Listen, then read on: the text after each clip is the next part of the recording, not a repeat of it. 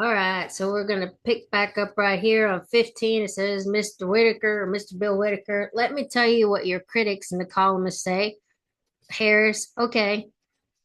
Whitaker, they say that the reason so many voters don't know you is that you have changed your position on so many things.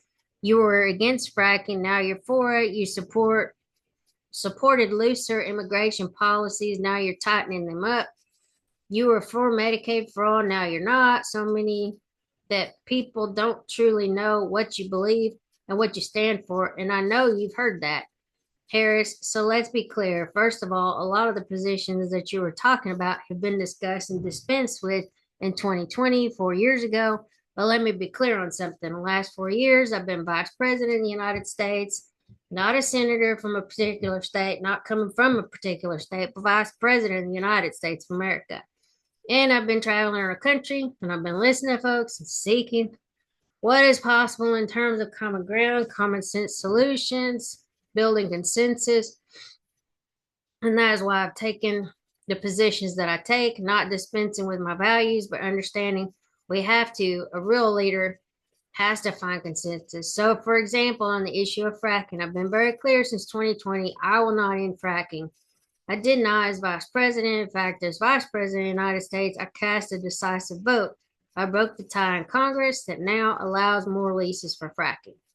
On the issue of healthcare in America, my value has always been that access to healthcare should be a right and not just a privilege of those who can afford it, which is why I cast a tie breaking vote in the United States Congress that has now allowed us to cap the cost of insulin for seniors at $35 a month. And I think actually Trump did that, but okay.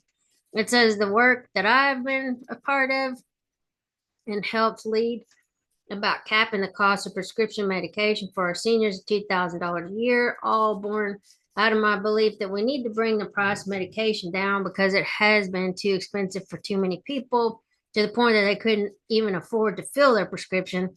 That's why I've been a huge advocate for what we have accomplished finally to allow Medicare to negotiate drug prices on behalf of the American people. Whitaker, you've said that your values haven't changed, but your positions have. And I think people want to know, is this evolution or your critics say opportunism? Harris, I think that we should understand the importance of a leader building consensus. I believe in building consensus, and I believe in finding a way that the American people, and we are diverse people geographically, regionally, based on whether it be urban, rural, agricultural. We're diverse people in terms of where we are in our backgrounds. And what the American people do want is that we have leaders who can build consensus, where we can figure out, compromise, and understand it's not a bad thing as long as you don't compromise your values to find common solutions, the common sense solutions. And that has been my approach, which sounds almost like contradictory, but okay. Whitaker, let's move on to the economy. As you were saying, well, first of all, the economy and inflation, those are the primary concerns of the American voters this election year, Harris. Mm-hmm. And then Whitaker, you just got some blockbuster job reports, a blockbuster job report the other day, and there are lots of signs that the American economy is doing very well, better than most countries, I think. But the American people don't seem to be feeling it. Groceries are 25% higher than when you took office, and people are blaming you and Joe Biden for that. Are they wrong, Harris? So you're correct that under our leadership, the United States of America has recovered and is stronger than any other so-called developed nation in the world, in particular after the crisis that was a pandemic. And understand we came into office facing a disaster in large part because of the mismanagement of former President Donald Trump, where the economy was in a slump. People were dying by the hundreds. It was a real crisis. But because of our approach and our work, we now have historic low unemployment in America among all groups of people. We now have an economy that is thriving by all macroeconomic measures. We have recovered in a way that we have created almost 800,000 new manufacturing jobs. We have created over 16 million new jobs as a whole. And to your point, prices are still too high. And I know that, and we need to deal with it, which is why part of my plan, you mentioned groceries, part of my plan is what we must do to bring down the price of groceries. I'm taking on an issue I've taken on before as Attorney General, the issue of price gouging. Remember, she called it price gauging? Anyway, price gouging, which is not all, but some corporations and business that take advantages of a crisis and jack prices up, making the cost of groceries and other everyday essentials too expensive for the American people. And Whitaker, Butcher, Harris, it says, I'm taking on the issue of housing. It's a big issue in our country. It's too expensive. There were generations before us that believed they could achieve the American dream, which included home ownership. Now I travel our country. I talk to young people every day, and they are so concerned they'll never be able to afford to buy a home or even to start a family because of the cost of housing. So part of my plan is to put the resources into partnering with builders and developers to create incentives for them to build 3 million new homes by the end of the first term. And my plan includes giving first time home buyers a $25,000 down payment assistance so they can get their feet in the door, which you don't need that much, just FYI. Mr. Whitaker, well, let's talk about that. You want to expand the child tax credit? Yes, I do. And Whitaker, you want to give tax breaks to first-time home buyers? Yes. And people starting small businesses, right? This is Harris answering. And then Whitaker says, but it is estimated by the nonpartisan committee for responsible federal budget that your economic plan would add $3 trillion to the federal deficit over the next decade. How are you going to pay for that? Harris, okay. So the other economists that have reviewed my plan versus my opponent, because this is an election and there are two choices, everyone from Goldman Sachs to Moody's to 16 Nobel laureates, so on. The first point, comparing my economic plan to Donald Trump's economic plan, they have reviewed it and determined that my economic plan would strengthen America's economy. His would weaken it. 16 Nobel laureates, Moody's, others have determined after reviewing what Donald Trump is proposing that he would induce inflation, increase inflation, and bring about a recession by the middle of next year.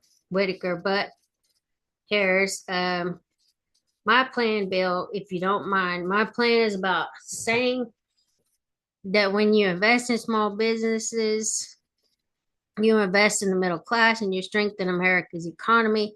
Small businesses are part of the backbone of America's economy, Whitaker. But pardon me, Madam Vice President, the question was, how are you going to pay for it? And then Harris, well, one of the things I'm going to make sure that the richest among us who can afford it pay their fair share in taxes. Listen again, my opponent, when he was president, issued a tax cut for people like himself, billionaires and the biggest corporations. My perspective is everyone needs to pay their fair share. It is not right that teachers and nurses and firefighters are paying a higher tax rate than billionaires and the biggest corporations. Whitaker, but Harris, here I plan on making that fair. Whitaker, but we're dealing with the real world here. Harris, but the real world includes Whitaker. How are you going to get this through Congress? Harris, well, when you talk quietly with a lot of folks in Congress, they know exactly what I'm talking about because their constituents know exactly what I'm talking about. Their constituents are those firefighters and teachers and nurses. Their constituents are middle class, hardworking folk who know that it is not right that hardworking people are paying a higher tax rate than the richest people who can afford to pay their fair share. So that's how we deal with it. But understand also that this is, yes, it is about how we pay for what we're doing, but understand it doesn't end there. My plan is actually about strengthening America's economy, not just netting zero. My plan is about doing what we can do for small businesses and startups. Right now, the tax deduction bill for a startup is $5,000. In 2024, nary a person is going to be able to start a small business for $5,000. So I'm going to extend it to $50,000. Oh my gosh. My plan is about what we need to do, and yes, expand the child tax credit.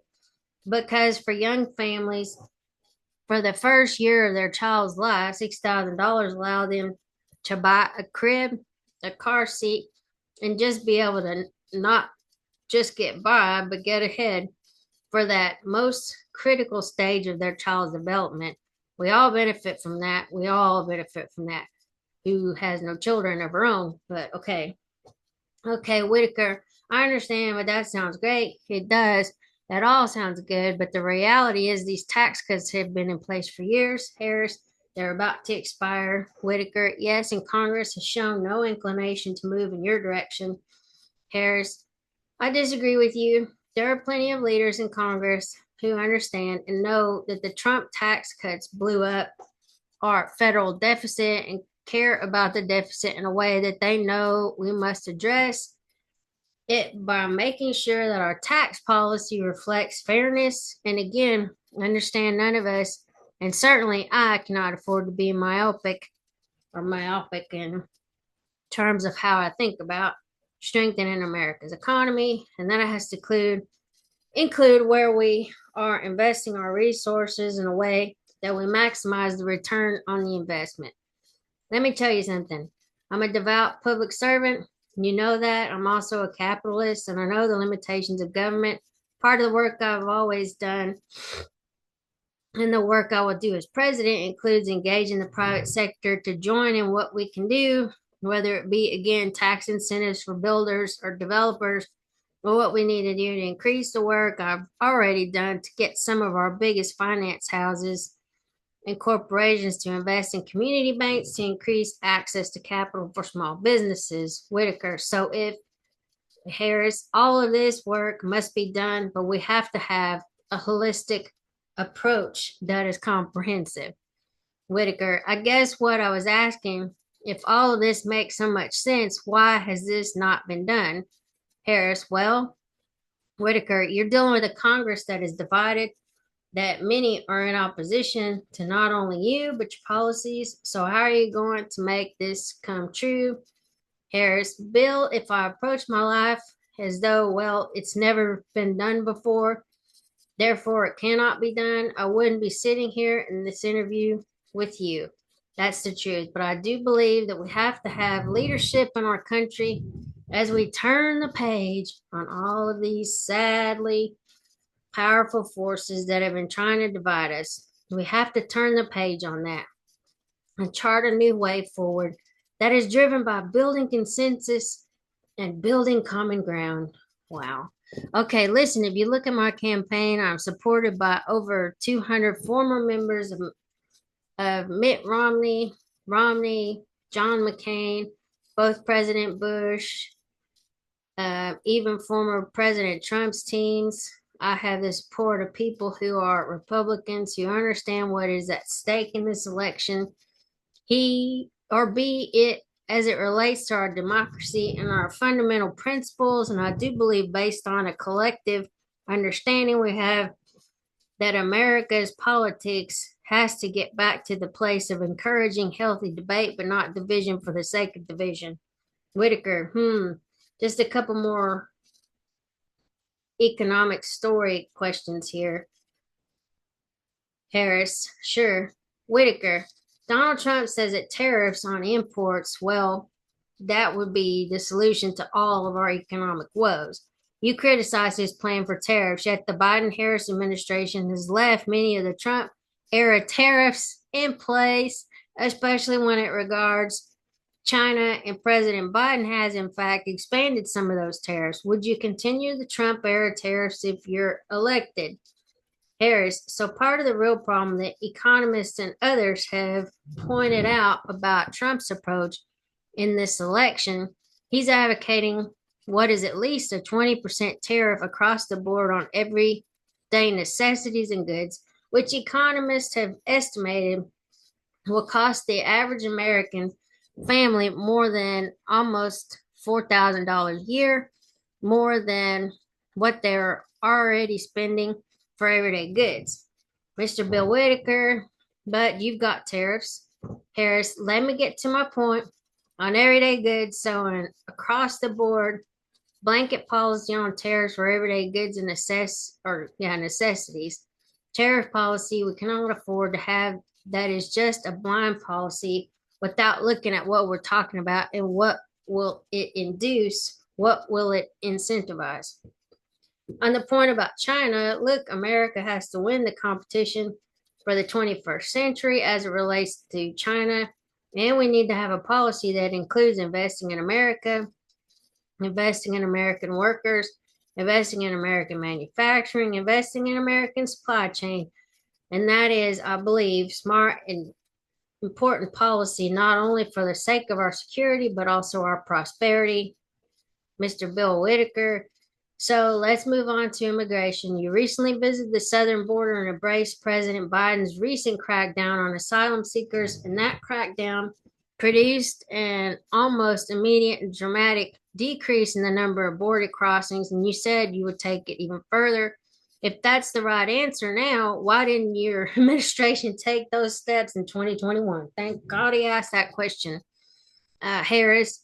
So we came into office in almost hours, Bill, after our inauguration. The first bill was proposed to Congress was to fix our broken immigration system, knowing that if you want to actually fix it, we need Congress to act. It was not taken a fast forward to a moment when a bipartisan group of members of the United States Senate, including one of the most conservative members, James Lankford, and I don't think he's that conservative after hearing some of the stuff recently. Anyway, members of the United States Senate, including one of the most conservative members of the United States Senate, got together, came up with the border security bill, which I support. Well, guess what happened? Donald Trump got word that this bill was afoot and could be passed, knowing that it could fix part of the problem. He wants to run on a problem instead of fixing a problem. So he told his buddies in Congress to kill the bill. Don't let it move forward. Whitaker, but Madam Vice President, I've been covering the border for years, and so I know this is not a problem that started with your administration. Harris, correct? Correct. Whitaker, but there was an historic flood of undocumented immigrants coming across the border the first 3 years of your administration. As a matter of fact, arrivals quadrupled from the last year of President Trump. Was it a mistake to loosen the immigration policies as much as you did in 2021, Harris? So regionally, actually globally, we have seen this as an issue, and America is obviously not immune from this issue, but the focus has to be to the point. You've been covering it for years. It's a long-standing problem, and solutions are at hand. And from day one, literally, we've been offering solutions which have not been picked up. And then when there was a border security bill, my opponent decided to run on the problem instead of fixing the problem. And understand that the bill would have done, or what the bill would have done, the border security bill would have put 1,500 more agents at the border, which is why the Border Patrol Union supported it. It would have put more resources in stemming the flow of fentanyl, which is a scourge. And actually, I think it still would allow 5,000 people a day to come in. It says Whitaker, but that was just this past year. That was just this past year. What I was asking was it a mistake to kind of allow that flood to happen in the first place? And Harris, I think the policies that we have been proposing are about fixing a problem, not promoting a problem, okay? But the way, Whitaker, but the numbers did quadruple under your watch.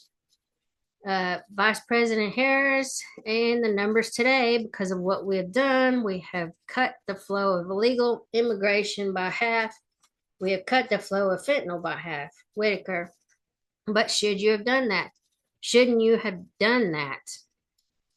And then Harris, but we need Congress to be able to act to actually fix the problem.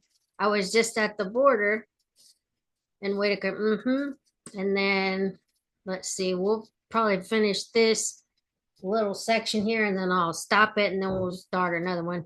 Vice President Kamala Harris, I'm talking about these incredible men and women who are working around the clock because, again, they don't have the resources they need. We need an active Congress who carries the purpose or the purse to do it. Donald Trump told them don't act. I talked to the Border Patrol agents, some of the leaders. Part of the issue that they identified is we need more asylum judges. No, we don't. We got too many people here already. And then we need more processing of people who are coming to our border, and the resources aren't there. You know how those resources, commensurate with the need, get dedicated. Congress has to ask Whitaker. But I guess my question is, if it's pretty simple one, if this is the right answer now, what you try to do with the bipartisan bill this trip, Harris, and what we try to do on day one, Bill, and what we try to do on day one when we came in, first order of business, before we did the Inflation Reduction Act, before we did successfully, by the way, without one Republican vote, before we did the bipartisan infrastructure bill, before we passed the first meaningful piece of legislation to deal with gun violence in America in 30 years, the first thing we did was to offer a comprehensive solution to create a pathway for citizenship and for people to earn it, and to deal with what we need to do to put more resources to ensure that we are able to heighten our level of security at the border. Bill Whitaker, so this will be where I stop. Okay, this is Whitaker. So yeah, we do need to move on because our time is short, but I'm trying to understand how it is that with this emphasis on the border, the numbers of crossings quadrupled under the first 3 years of the Biden-Harris administration. What and how did that happen? All right, let me stop it here and then we'll finish this up in another recording. Anyway, and I'll put this all in the description and the video for 60 minutes for the actual videos if y'all want to go look at that and see how she actually responded to all this stuff. But anyway, I'll talk to y'all later. Bye.